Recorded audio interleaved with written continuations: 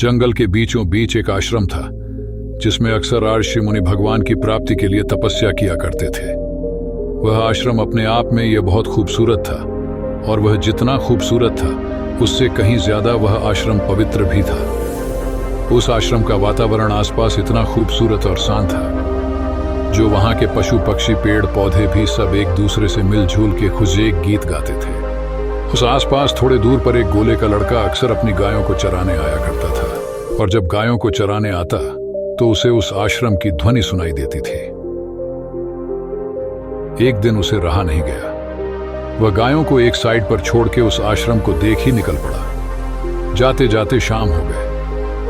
शाम हुए तो उन्हें ऋषि मुनियों को वहां पर मंत्रोच्चारण और पूजा प्रार्थना करते देखा। उजाला समाप्त होने के बाद उसने मणि से पूछा, महात्मा, आप यह क्या कर रहे हैं? आप सब मिलके यज्ञ में आहुति देके आप लोग ऐसे क्या करने का प्रयास करते हैं? एक ऋचिंगोन से समझाया, अरे मूर्ख बालक, तुझे नहीं पता हम सब यहाँ पर भगवान के दर्शन के लिए प्रार्थना करते हैं, और यह एक यस्मिन कर है जिसे प्रभु प्रसन्न होके हमें दर्शन देंगे।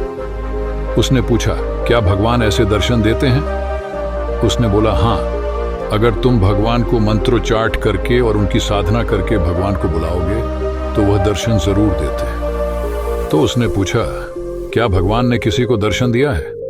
आप यह बात इतनी यकीन पूर्ण कैसे कह सकते हैं? ऋषि ने बताया कि हाँ, भगवान ने बहुतों को दर्शन दिया है। अगर तुम भी तपश्चर्या करो और एक ध्यान मुद्रा में जाके प्रभु को याद करो तो प्रभु जरूर अपने भक्तों को दर्शन देते हैं। लड़का बोला, ठीक है।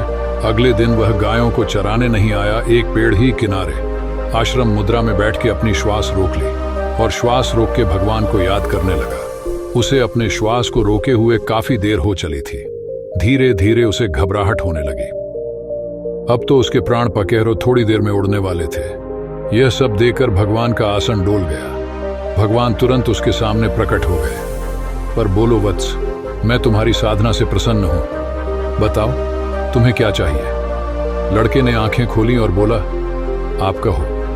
भगवान बोले, मैं भगवान हूं। तुमने मुझे साधना करके बुलाया है तो इसीलिए मैं प्रकट हुआ हूं। क्या आप सच में भगवान हो? मैं ये बात कैसे मान लूं? तुम्हें इस बात का यकीन कैसे होगा? उसने कहा, रुको, मैं किसी को बुला के लाता हूं। उस छोटे से बच्चे ने भगवान को उसी पेड़ में बांध दिया और इसी को बुलाने के लिए भागा। भागो की कुटिया में चला गया और बोला, महात्मा, आप यहां आइए, मैं आपको भगवान के दर्शन करवाता हूं। ऋषि बोले, अरे तुम पागल हो गए हो, भगवान ने तुम्हें दर्शन कैसे दे किया?